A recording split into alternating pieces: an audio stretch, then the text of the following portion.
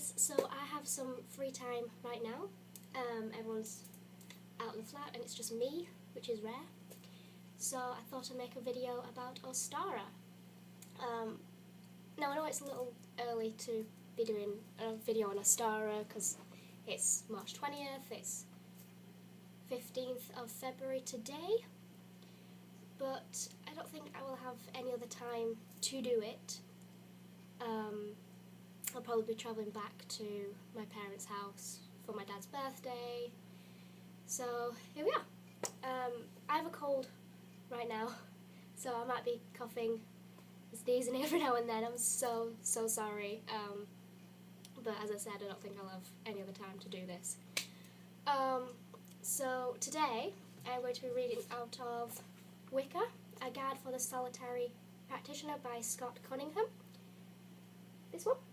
I don't know if you can see that. Yeah. As I said before, I don't class myself as Wiccan, but this is the only book I have. Here's my first book I had. Student finance and budgeting isn't fun right now. I'm in the process of booking a holiday, so I have not much money right now. So I'll be reading out of this book.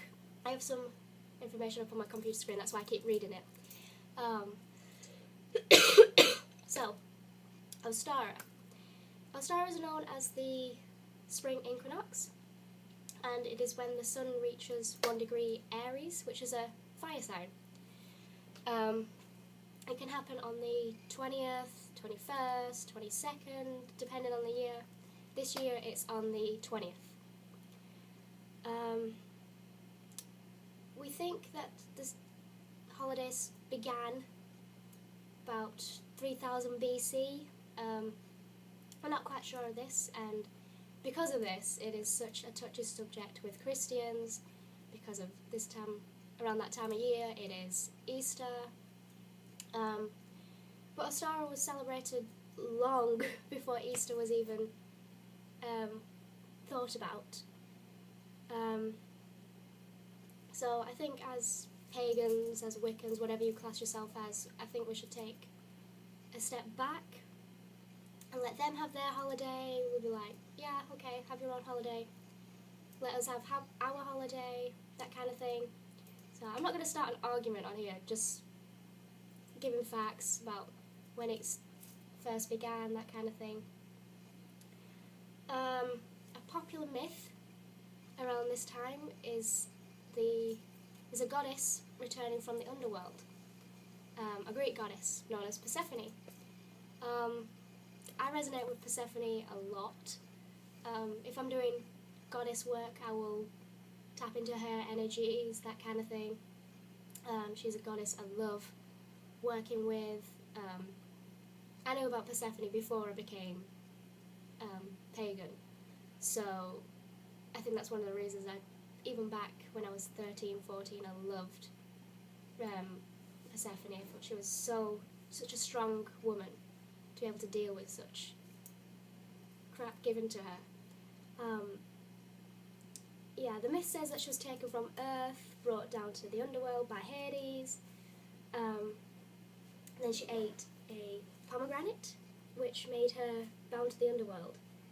Then,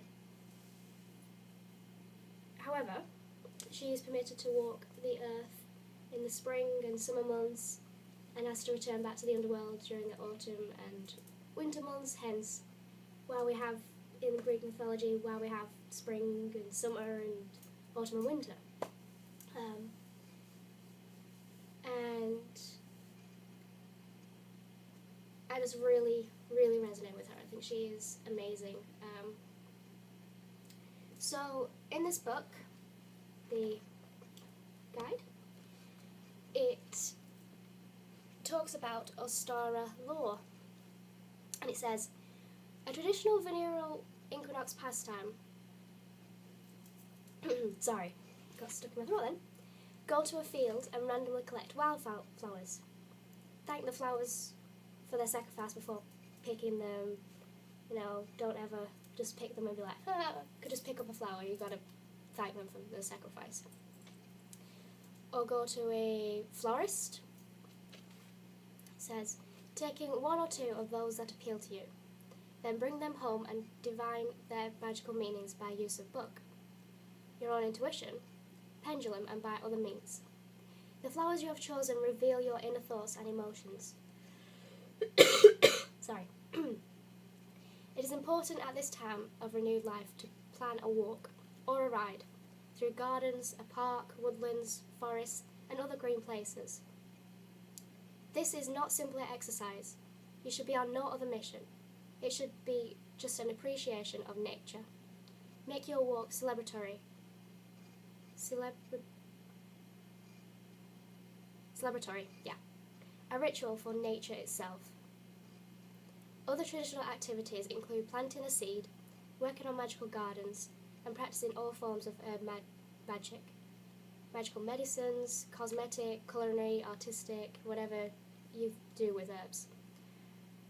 Food is in tune with this day. Linking your meals with the seasons is a fine method of attuning with nature. Include those made of seeds such as sunflower, pumpkin, sesame seeds, as well as pine nuts. Sprouts are equally appropriate. Yuck. As are leafy green vegetables. Flower dishes such as stuffed naturisms or carnation cupcakes also find their place here. It says as a little asterisk, find a book on flower cooking or simply make spice cupcakes. Ask for pink frosting and place on a carnation petal on each cupcake. So what that book is trying to tell you is that go and enjoy spring. Go out and have fun and enjoy it whilst it's here. I have, outside my window, I have a little green area, as you might have seen on my uni tour. And I enjoy looking out there in the mornings and seeing the little magpies and squirrels that are around there. So yeah, I'll be spending a lot of time during my spring, summer out there. Ostara is also perfect for fertility. So if you wanted to get pregnant or you know a friend who is, it's the perfect time to do fertility spell. You can get these on the internet. There are tons. Just find one that resonates with you. You know, because it's spring, it's new beginnings, so it's perfect time for a fertility spell. You know, when I think of spring, I always think of like flowers and herbs and baby lambs being born, and saying goodbye to the winter, but unfortunately I live in a place where it's cold almost all year round. It feels like winter all year round, so you know, we get like about 1 week of summer and then it's back to being cold and wet and rainy. But one thing I do notice every single year is daffodils. There are so many daffodils. Just alongside the rose and that kind of thing. So now I'm going to read from Scott Cunningham's book again about what is suggested to be done on this day, how to do things. I won't be following these word for word because, as I said before, a ritual should be about you, about your beginnings, about your love for others, rather than what someone else has wrote down. And as I said, I work with Persephone, so I'll be honouring her. So, according to Scott Cunningham, says, flowers should be laid on the altar, placed around the circle and strewn on the ground. It's bringing flowers into it. The cauldron can be filled with spring water and flowers, and buds of blossom may be worn as well. A small potted plant should be placed on the altar. I don't have one of them right now. I have one when I go home, so I'll just bring that back. Arrange the altar, light the candles and incense. and cast a circle of stones. Recite the blessing chant, which is earlier on in this book if you want to read it, find it.